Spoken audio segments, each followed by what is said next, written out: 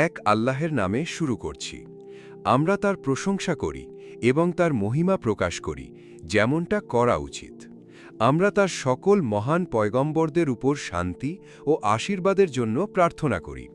আমাদের পিতা আদম এবং আমাদের পিতা ইব্রাহিম, মুসা, ঈসা এবং তার মাতা মহিয়সী কুমারী মরিয়ম এবং তাদের মধ্যে সর্বশেষ মহানবী মোহাম্মদ সাল্লাল্লাহু আলাইহি ওয়াসাল্লামের উপর।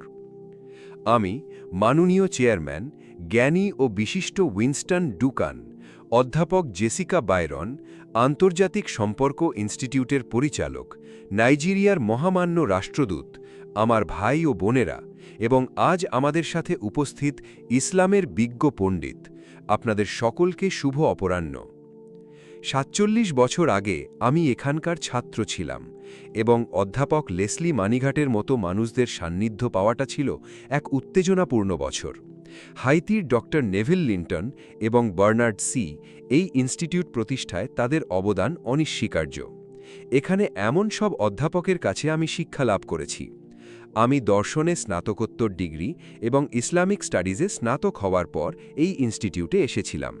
যখন আমি আন্তর্জাতিক সম্পর্কের ক্লাসে ধর্ম ও দর্শনকে নিয়ে এসেছিলাম, তখন বিষয়টি খুবই রোমাঞ্চকর হয়ে উঠেছিল। আমি ১৯৮৬ সালে আবার ফিরে এসেছিলাম, যখন আমার ছোট বোন এখানে ছিল। আমাকে ছাত্রদের উদ্দেশ্যে ভাষণ দেওয়ার জন্য আমন্ত্রণ জানানো হয়েছিল। এখন ৩৩ বছর পর এখানে আবার আসাটা খুব আবেগপূর্ণ। আমি ডক্টর ডুকানকে তার সদয় হস্তক্ষেপের জন্য ধন্যবাদ জানাই, যার কারণে এই বক্তৃতার আয়োজন করা হয়েছে, এবং অধ্যাপক জেসিকা বাইরনকে ধন্যবাদ জানাই আমাকে এই বিষয়ে বক্তব্য রাখার জন্য, যা কেবল গুরুত্বপূর্ণই নয়, দিন দিন এর গুরুত্ব আরও বাড়ছে। ভেনেজুয়েলা মাত্র ৯ মাইল দূরে। আজকের বিষয় হল ইসলাম, মহাযুদ্ধ এবং তার পরবর্তী ঘটনা। তৃতীয় মহাযুদ্ধ এবং তার পরবর্তী ঘটনাগুলোর একটি ইসলামিক পরকালতাত্ত্বিক বিশ্লেষণ। আমি সরাসরি বিষয়ে প্রবেশ করতে চাই, কারণ আমি আপনাদের আশ্বস্ত করছি যে এটি খুবই উত্তেজনাপূর্ণ। কিন্তু তার আগে আমাদের কিছু প্রাথমিক কাজ করতে হবে, তাই কিছুক্ষণ আমার সাথে থাকুন। এসকেটোলজি বা পরকাল তত্ত্ব কী? এটি ধর্মীয় জ্ঞানের একটি শাখা যা শেষ জামানার লক্ষণ বা চিহ্নগুলো নিয়ে গবেষণা করে এবং ব্যাখ্যা করে। তবে আমি একটি অতিরিক্ত সংজ্ঞা দিতে চাই। এটি ধর্মীয় জ্ঞানের সেই শাখা যা ইতিহাসের সমাপ্তি পর্যন্ত একটি রোডম্যাপ বা পথনির্দেশিকা প্রদান করে। আর যখন আমরা ইতিহাসের শেষ নিয়ে কথা বলি, তখন আমরা ইতিহাসের দর্শনের জগতে প্রবেশ করি। অল আজহার ইসলামিক স্টাডিজের ছাত্র হিসেবে আমি ভাগ্যবান ছিলাম যে একজন প্রখ্যাত পণ্ডিত আমাকে ইসলামের ছাত্র হিসেবে ইতিহাসের দর্শন শিখিয়েছিলেন। আর সেই ইতিহাসের দর্শনের অধ্যয়নই আমাকে জ্ঞানের এই শাখাটি প্রতিষ্ঠা করতে সাহায্য করেছে, যা আগে ইসলামে ছিল না। আমি বুঝতে পারি না কেন এটি ছিল না। খ্রিস্ট ধর্মে এসকেটোলজি জ্ঞানের একটি প্রতিষ্ঠিত শাখা ছিল, ইহুদি ধর্মেও ছিল, কিন্তু ইসলামে ছিল না। ইতিহাসের শেষ কি? ফ্রান্সিস ফুকুয়ামা ১৯৯০-এর দশকে তার এন্ড অফ হিস্ট্রি থিসিস দিয়ে বিশ্বকে চমকে দিয়েছিলেন। তিনি বলেছিলেন, ইতিহাসের শেষ। তার বইটি ১৯৯২ সালে প্রকাশিত হয়, যার নাম ছিল the end of history and the last man. Fukuyama যুক্তি দিয়েছিলেন যে ঠান্ডা যুদ্ধের পর এবং সোভিয়েত ইউনিয়নের পতনের সাথে সাথে পশ্চিমা ধাঁচের উদার গণতন্ত্রের উত্থানের সাথে মানবতা কেবল একটি নির্দিষ্ট সময়ের শেষেই পৌঁছয়নি, বরং ইতিহাসেরই সমাপ্তি ঘটেছে। অর্থাৎ মানবজাতির আদর্শগত বিবর্তনের শেষ বিন্দু এবং পশ্চিমা উদার গণতন্ত্রই মানব শাসনের চূড়ান্ত রূপ। তিনি তার চিন্তাধারা জার্মান ধর্মদার্শনিক ফ্রেডরিক হেগেল এবং কিছুটা কার্ল মার্কসের কাছ থেকে নিয়েছিলেন, যারা ইতিহাসের বিবর্তনবাদী বিকাশের তত্ত্বে বিশ্বাস করতেন। কিন্তু ফুকুয়ামার এই অহংকারী দৃষ্টিভঙ্গির অনেক আগেই ব্রিটিশ ইতিহাসবিদ আর্নল্ড টয়েনবি ছিলেন। আমি আপনাদের তার বই সিভিলাইজেশন অন ট্রায়াল পড়ার পরামর্শ দিচ্ছি। তিনি ছিলেন একজন ইতিহাসবিদ এবং ইতিহাসের দার্শনিক। সেই বইয়ে তিনি পশ্চিমা অহংকারকে স্বীকার করার মতো বৌদ্ধিক ধাহস দেখিয়েছিলেন, সম্ভবত কারণ তিনি একজন প্র্যাকটিসিং খ্রিস্টান ছিলেন। তিনি বলেছিলেন, ইউরোপীয়রা নিজেদেরকে স্রষ্টার মনোনীত জাতি হিসেবে মনে করেছে, অর্থাৎ এমন একদল মানুষ যারা বিশ্বাস করে যে অন্যদের উপর তাদের জন্মগত শ্রেষ্ঠত্ব রয়েছে। এর ফলস্বরূপ অ-ইউরোপীয় মানবতাকে জন্মগতভাবে হীন বলে মনে করা হতো। তিনি একটি বিশ্ব সমাজ এবং বিশ্ব সরকারের উত্থানের বিষয়ে অন্তর্দৃষ্টি দেখিয়েছিলেন, যখন তিনি ঘোষণা করেন যে 1500 সাল থেকে মানবজাতি একটি একক গ্লোবাল সোসাইটিতে একত্রিত হয়েছে। ইতিহাসের শুরু থেকে প্রায় সেই সময় পর্যন্ত মানুষের পার্থিব আবাস অনেক বিচ্ছিন্ন অংশে বিভক্ত ছিল, এবং আমি বলবো এই বৈচিত্র্য একটি সম্পদ ছিল, দায় নয়। কিন্তু 1500 সাল থেকে মানবজাতিকে এক ছাদের নিচে আনা হয়েছে। তিনি সেই শক্তিকে চিহ্নিত করেছেন যে সমস্ত মানবজাতিকে এক ছাদের নিচে আনছে, এবং তা হল আধুনিক পশ্চিমা সভ্যতা। তিনি বলেন এর লক্ষ্য হল সমস্ত মানবজাতিকে একটি বিশাল সমাজে অন্তর্ভুক্ত করা এবং পৃথিবী, বাতাস এবং সমুদ্রের সবকিছুর উপর নিয়ন্ত্রণ প্রতিষ্ঠা করা। তিনি বুঝতে পেরেছিলেন যে বিশ্বায়নের একটি প্রচ্ছন্ন রাজনৈতিক এজেন্ডা রয়েছে। তিনি বলেন বিশ্ব এখন রাজনৈতিকভাবে একত্রিত হওয়ার দ্বারপ্রান্তে। ইহুদি, খ্রিস্টান এবং ইসলামের দৃষ্টিভঙ্গি হল ইতিহাস সত্য দিয়ে শুরু হয়েছিল এবং ইতিহাস সত্যের প্রমাণ দিয়েই শেষ হবে। ইতিহাসের গতি সত্য থেকে সত্যের দিকে, শুরু এবং শেষের মধ্যে একটি সংযোগ রয়েছে। ইসলাম কোনো জাতির উপর অন্য জাতির জন্মগত শ্রেষ্ঠত্বের অহংকারী দাবিকে বাতিল করে দিয়েছে। আমাদের নবী সাল্লাল্লাহু আলাইহি ওয়াসাল্লাম ঘোষণা করেছিলেন যে সমস্ত মানবজাতি বিচার দিবসে স্রষ্টার সামনে সমান হয়ে দাঁড়াবে, যেমন চিরুনি দাঁতগুলো সমান।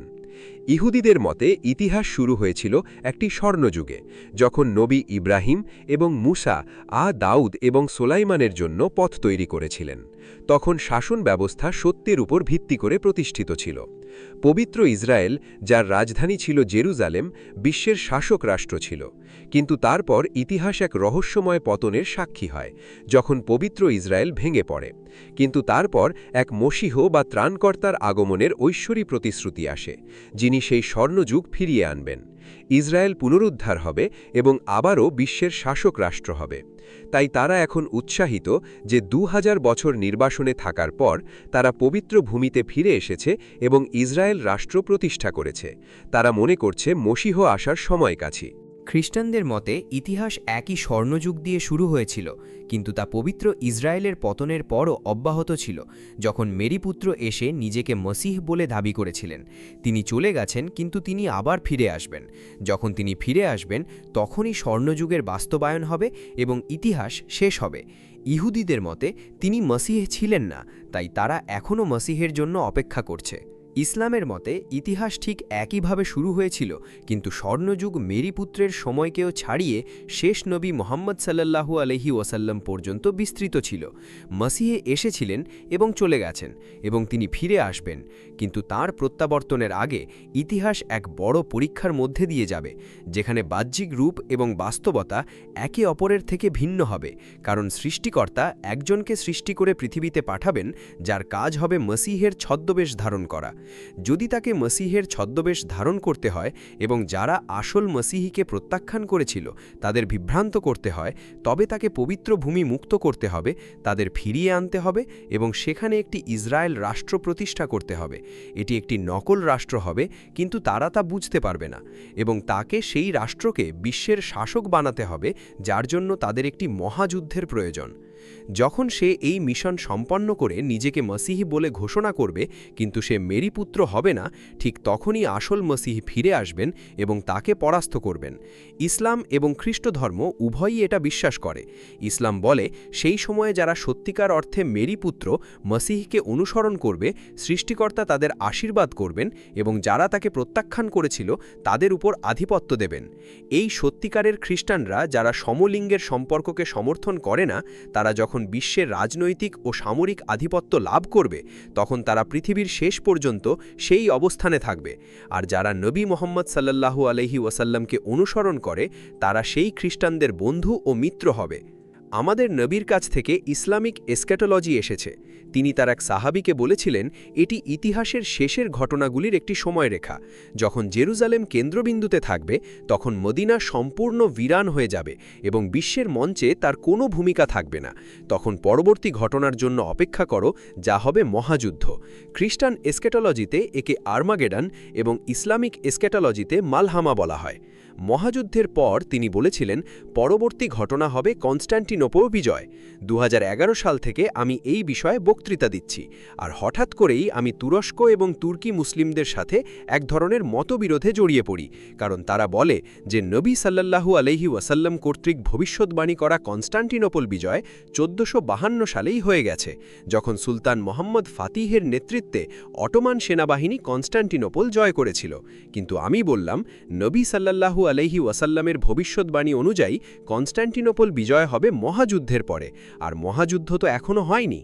আমি নিজেকে প্রশ্ন করলাম, কনস্ট্যান্টিনোপল বিজয় কেন এত গুরুত্বপূর্ণ? কেন এর নাম কনস্ট্যান্টিনোপল থেকে ইস্তাম্বুল করা হলো? কেন কনস্ট্যান্টিনোপল নামটি ব্যবহার করা নিষিদ্ধ ছিল?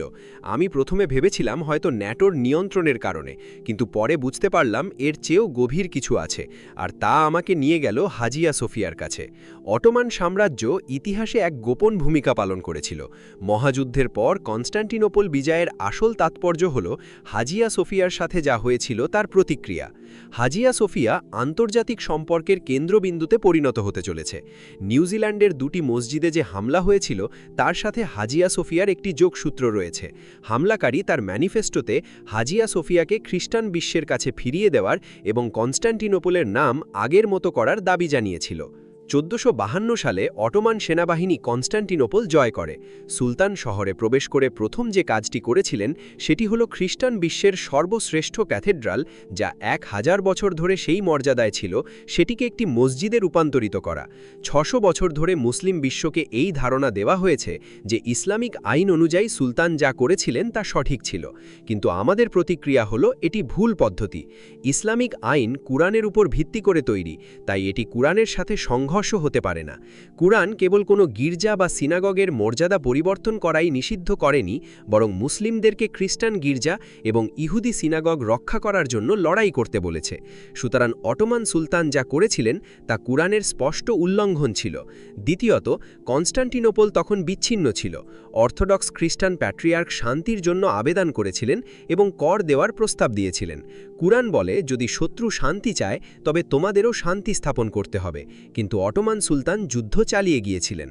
যখন ক্যাথেড্রালটিকে মসজিদে রূপান্তরিত করা হলো, তখন তিনি অর্থোডক্স খ্রিস্টান বিশ্বের হৃদয়ে একটি ছুরি বসিয়ে দিলেন, যার ক্ষত আজও তাজা। তিনি কেন এটা করেছিলেন? কারণ কুরআন এমন এক সময়ের কথা বলে যখন মুসলিমদের প্রতি ইহুদিরা সবচেয়ে বেশি শত্রুভাবাপন্ন হবে, এবং এমন এক সভ্যতার কথা বলে যারা ইসলামের বিরুদ্ধে যুদ্ধ করবে।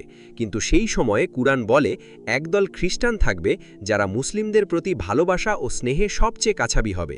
কুরআন তাদের চেনার উপায়ও বলে দিয়েছে। 1. তারা নিজেদের খ্রিস্টান বলে পরিচয় দেবে, তাদের মূল পরিচয় হবে তাদের ধর্মীয় বিশ্বাস। 2. তাদের মধ্যে পুরোহিত প্রথা অক্ষত থাকবে। 3. তাদের মধ্যে মঠ এবং সন্ন্যাস জীবন থাকবে। 4. তারা অহংকারী জাতি হবে না, যারা বিশ্ব শাসন করতে চায় এবং চায় যে ভেনেজুয়েলা, চীন, রাশিয়া সবাই তাদের সামনে নত হোক, তারা অহংকারী। এই খ্রিস্টানরা কারা? আমার মতে সমসাময়িক আন্তর্জাতিক সম্পর্কের সবচেয়ে গুরুত্বপূর্ণ ঘটনাগুলির মধ্যে একটি হল রাশিয়া ও চীনের মধ্যে জোট। সোভিয়েত ইউনিয়নের পতনের পর এই জোট তৈরি হয়েছে। যখন চীন দেখল যে রাশিয়া তার আধ্যাত্মিক হৃদয়ে তার অর্থোডক্স খ্রিস্টান পরিচয়ে ফিরে আসছে, তখন চীন বুঝতে পারল যে এই রাশিয়াকে বিশ্বাস করা যায়। তাই রাশিয়া ও চীন একটি জোট গঠন করেছে, যা সমসাময়িক আন্তর্জাতিক সম্পর্কের সবচেয়ে গুরুত্বপূর্ণ ঘটনা। আন্তর্জাতিক সম্পর্কে ঘটতে চলা আরেকটি আশ্চর্যজনক ঘটনা হল দ্বিতীয় একটি জোট, যা আমাদের আজকের বিষয়। সেই দ্বিতীয় জোটটি হবে মুসলিম বিশ্বের সেই অংশের মধ্যে যারা যিশুকে অনুসরণ করে, আর রাশিয়া সেই খ্রিস্টান বিশ্বের নেতৃত্ব দেয়, আর কনস্ট্যান্টিনোপল এই পথের বাধা হয়ে দাঁড়িয়ে আছে। তখন আমি বুঝতে পারলাম যে শেষ জামানায় একটি মুসলিম সেনাবাহিনী দ্বারা কনস্ট্যান্টিনোপল বিজয়, যা নবী সাল্লাল্লাহু আলাইহি ওয়াসাল্লাম ভবিষ্যদ্বাণী করেছেন, তার উদ্দেশ্য হল 1452 সালে করা ভুলটি সংশোধন করা এবং হাজিয়া সোফিয়াকে খ্রিস্টান বিশ্বের কাছে ফিরিয়ে দেওয়া, তাদের কাছে ক্ষমা চাওয়া এবং শহরের নাম পরিবর্তন করে নবী সাল্লাল্লাহু আলাইহি ওয়াসাল্লাম কর্তৃক ব্যবহৃত নাম অর্থাৎ কনস্ট্যান্টিনোপল ফিরিয়ে আনা। 2011 সাল থেকে আমি অর্থোডক্স খ্রিস্টান বিশ্বে কঠোর পরিশ্রম করছি। আমি মস্কো এবং বেলগ্রেডে গিয়েছি। ইন্টারনেটের কারণে অর্থোডক্স খ্রিস্টান বিশ্ব এখন পরিবর্তিত হচ্ছে।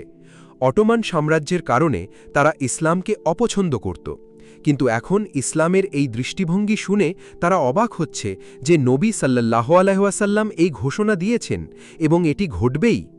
মহাযুদ্ধের পরপরই হয়তো 7 মাস বা 7 বছরের মধ্যে কনস্টান্টিনোপল বিজয় হবে, এবং একবার কনস্টান্টিনোপল বিজয় হলে এবং হাজিয়া সোফিয়া অর্থোডক্স খ্রিস্টান বিশ্বের কাছে ফিরিয়ে দেওয়া হলে এবং আমরা তাদের কাছে ক্ষমা চাইলে এবং শহরের নাম পুনরুদ্ধার হলে এটি পুনর্মিলন, বন্ধুত্ব এবং জোটের পথ প্রশস্ত করবে। এটি হবে রাশিয়া চীন জোটের পর দ্বিতীয় জোট, যা আন্তর্জাতিক সম্পর্কের চেহারা বদলে দেবে। এবার মহাযুদ্ধে ফিরে আসি। মহাযুদ্ধে কি ঘটবে? কুরআনের একটি পুরো সূরা আছে যা সঠিকভাবে পড়লে আপনি বুঝতে পারবেন, এবং এটি আমার ব্যাখ্যা, যে মহাযুদ্ধ পশ্চিমের সমাপ্তি ঘটাবে। মহাযুদ্ধের পর পশ্চিমের যা কিছু অবশিষ্ট থাকবে তা তেমন কোনো গুরুত্বপূর্ণ হবে না। দ্বিতীয়ত, নবী সাল্লাল্লাহু আলাইহি ওয়াসাল্লাম ভবিষ্যদ্বাণী করেছিলেন যে ইরাকের ফরাত নদী তার নিচে থেকে একটি সোনার পাহাড় উন্মোচন করবে। মানুষ সেই সোনার জন্য লড়াই করবে, আর যারা সেই সোনার পাহাড়ের জন্য লড়াই করবে তাদের প্রতি 100 জনের মধ্যে 99 জনই নিহত হবে, আর প্রত্যেকেই বলবে, আমি সেই একজন যে বেঁচে থাকব। কিন্তু সৃষ্টিকর্তার প্রতি বিশ্বাসীদের সেই সোনা স্পর্শ করা উচিত নয়। কিছু মানুষ আক্ষরিক ঘটনার জন্য অপেক্ষা করছে, কিন্তু অন্যরা মনে করে এটি একটি প্রতীকী ভবিষ্যদ্বাণী। 1973 সালের যুদ্ধের পর যখন তেলের দাম বেড়ে গেল এবং মার্কিন ডলারের পতন হল, তখন হেনরি কিসিঞ্জার মানব ইতিহাসের সবচেয়ে বড় কৌশলটি প্রয়োগ করলেন। তিনি সৌদি আরবের বাদশাহ ফয়সালকে বললেন, আপনি যদি শুধুমাত্র মার্কিন ডলারে আপনার তেল বিক্রি করতে রাজি হন, তাহলে এখন যা পাচ্ছেন তা কিছুই নয়। ফয়সাল রাজি হলেন এবং সৌদি আরব শুধুমাত্র মার্কিন ডলারে তেল বিক্রি করার নীতি গ্রহণ করল, যা ছিল ধর্মের প্রতি সবচেয়ে বড় বিশ্বাসঘাতকতা। এরপর অন্যান্য আরব দেশ এবং ওপেকও এতে যোগ দিল, আর তখনই মার্কিন ডলার পেট্রো ডলারে পরিণত হল। তখন আমি বললাম যে নদীর নিচের তেলের সমুদ্র এখন সোনার পাহাড় হিসাবে কাজ করতে শুরু করেছে। এটি সেই ভবিষ্যদ্বাণীর পরিপূর্ণতা, আর তারা সেই সোনার পাহাড়ের জন্য লড়াই করবে, আর সেটাই হলো ব্রিক্স। যখন চীন সৌদি আরবকে প্রস্তাব দিল যে তারা তাদের তেল চীনা ইউয়ানে কিনবে এবং সেই ইউয়ানকে সোনার বিনিময়ে পরিবর্তন করার প্রতিশ্রুতি দিল, তখন আমরা সেই সোনার পাহাড়ের জন্য লড়াই শুরু হতে দেখলাম, যার নেতৃত্বে চীন, রাশিয়া নয়। তবে রাশিয়া সামরিকভাবে চীনের পাশে দাঁড়িয়েছে। যদি আমরা এই ভবিষ্যদ্বাণীটিকে এভাবে ব্যাখ্যা করি যে যারা সোনার পাহাড়ের জন্য লড়াই করবে তাদের 99% নিহত হবে, তাহলে এর অর্থ হল আসন্ন যুদ্ধের একটি পক্ষ বিপর্যস্তকর ক্ষতির সম্মুখীন হবে, যা পারমাণবিক যুদ্ধে ঘটে। এখন সবশেষে তাদের মহাযুদ্ধের প্রয়োজন কেন? এসকেটোলজি অধ্যয়ন করার পরই আমি বুঝতে পারলাম প্যাক্স ব্রিটানিকা এবং প্যাক্স আমেরিকানার উৎস। আমি বুঝতে পারলাম যে এই দুটোই প্যাক্স জুডাইকার পথ প্রস্তুত করার জন্য ছিল, যাতে ইসরায়েল রাষ্ট্র বিশ্ব শাসন করতে পারে। ইসরায়েল ছোট, কিন্তু বিশ্ব বড়। একটি ছোট ইসরায়েল কিভাবে একটি বড় বিশ্বকে শাসন করতে পারে?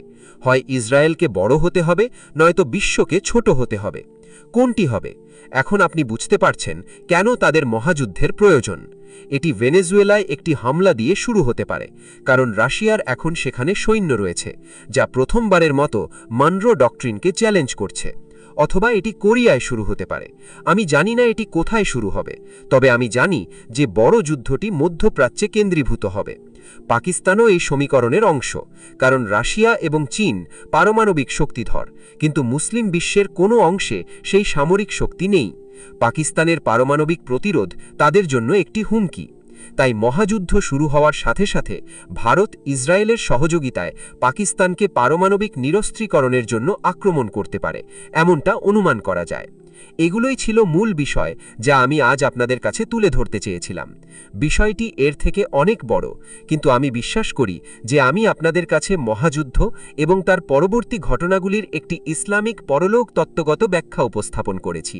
প্রশ্নোত্তর পর্বে হয়তো আরও বিস্তারিত বলার সুযোগ পাব। ধন্যবাদ। আপনি রাশিয়া ও চীনের মধ্যে সম্পর্কের কথা বললেন, কিন্তু চীনে বর্তমানে ইসলামিক গোষ্ঠীগুলির ওপর যা ঘটছে তার সাথে আপনার বক্তব্যকে কিভাবে মেলাবেন?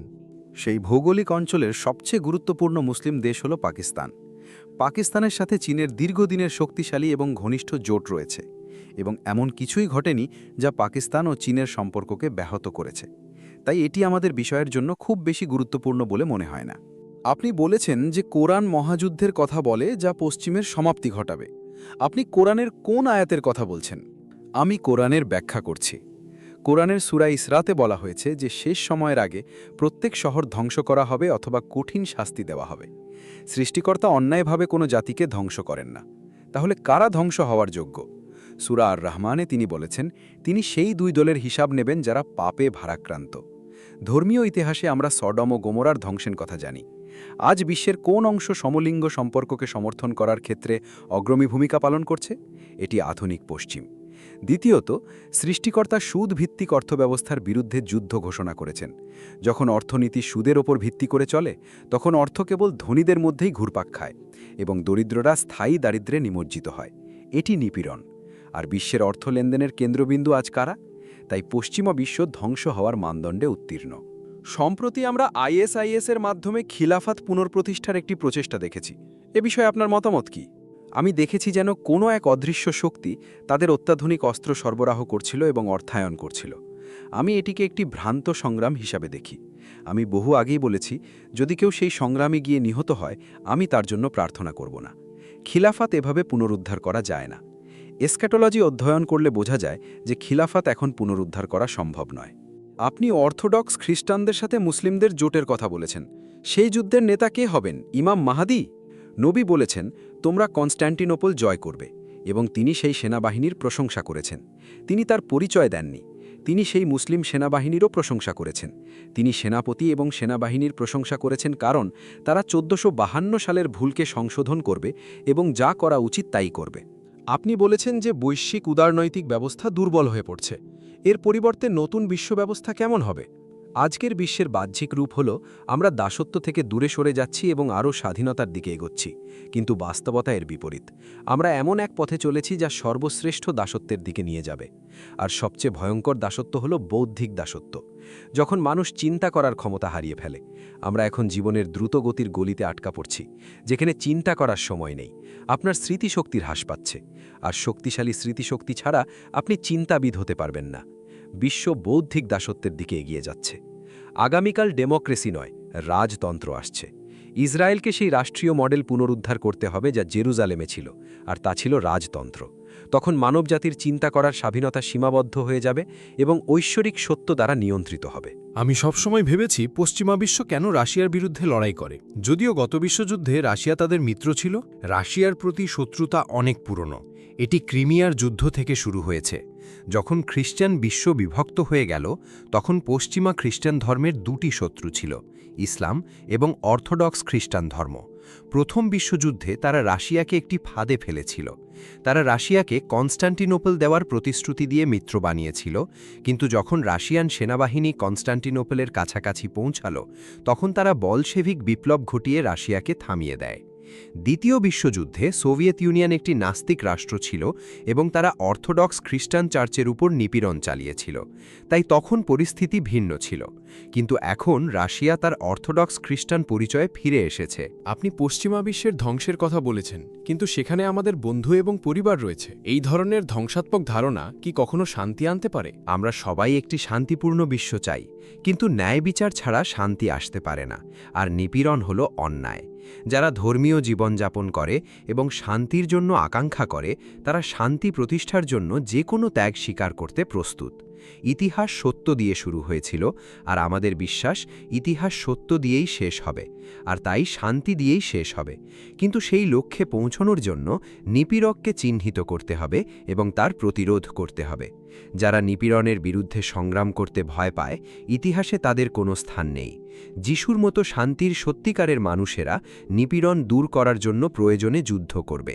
তাই যদি মহাযুদ্ধ আসন্ন হয় এবং লক্ষ লক্ষ মানুষ মারা যায়, যারা ধর্মীয় জীবনযাপন করে, তারা মৃত্যুকে ভয় পায় না।